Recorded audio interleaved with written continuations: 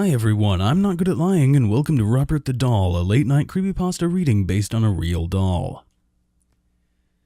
In the late 1800s, Thomas Otto and his family moved into a mansion at the corner of Eaton and Simonton Streets in Key West, Florida, now known as the Artist House. The Ottos were known to be stern with their servants, sometimes even mistreating them. It was the treatment of one such Haitian servant that provides a twist in this story. This woman was hired to take care of their son, Robert. One day, Miss Otto supposedly witnessed her practicing black magic in their backyard and fired her. Before she left, the woman gave Robert a lifelike doll which stood 3 feet tall, had buttons for eyes, human hair, and was filled with straw. Dolls that resembled children were not unheard of during this time, but this one proved to be special. Robert named the doll after himself and often dressed it in his clothes. Robert the doll became his trustworthy companion. He took it with him on shopping trips into town. The doll had a seat at the dinner table where Robert would sneak at bites of food when his parents weren't looking. Robert would even be tucked into bed with the boy at night. Soon this innocent relationship took on a strange nature. Soon after, Robert chose to be referred to by his middle name, Jean, after being scolded by his mother. He told her that Robert was the doll's name, not his. Jean was often heard in his toy room having conversations with Robert. Jean would say something in a childish manner and responses could be heard in a much lower voice.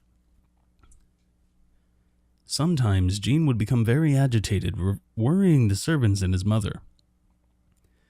She would, on occasion, burst in to find her son cowering in a corner while Robert sat perched in a chair on the bed glaring at him. This was only the beginning. Household objects could be found thrown across the room. Jean's toys turned up mutilated and giggling could be heard. Whenever these unusual acts took place, Jean always said Robert did it. The boy took the punishment, but always insisted the blame was Robert's. As the mischief grew, more and more servants took their leave as new ones were hired. The Otto's relatives felt it was time to do something. With the recommendation of a great aunt, Jean's parents removed Robert from his care and placed him in a box in the attic. This is where he resided for many years. After the death of his father, Jean was willed his boyhood home. He decided to live in the Victorian mansion with his new wife. Jean had become an artist and he felt the house was spacious and would provide a place for him to paint. He went to the attic and dusted off his childhood toy.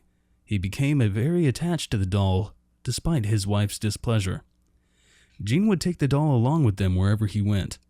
He even sat in his favorite little chair, while Jean and his wife slept nearby. The turret room became Robert's domain after Miss Otto moved him back into the attic. Their marriage slowly became sour until Miss Otto supposedly went insane and died of unknown reasons. Jean followed soon behind. Robert supposedly attacked people, sometimes locking them in the attic. People who passed by claimed to hear evil laughter coming from the turret room. For some time, Robert remained in an empty house by himself until a new family purchased the mansion and restored it. The doll was once again moved to the attic. This pleased it as much as the last time. The doll was often found throughout the house. On one certain night, Robert was found at the foot of his owner's bed giggling with a kitchen knife in hand.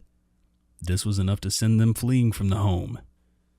Robert was later moved to the East Martello Museum in Key West, where he sits perched in a glass box. Despite his new living quarters, the doll is believed to not have given up his menacing ways. Visitors and employees have claimed they've seen the doll move. His smile has been known to turn into a scowl.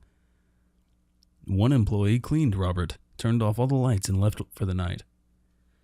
The next day, he returned to find the lights on, Robert sitting in a different position than the night before and a fresh layer of dust on his shoes. Some say he'll even curse you.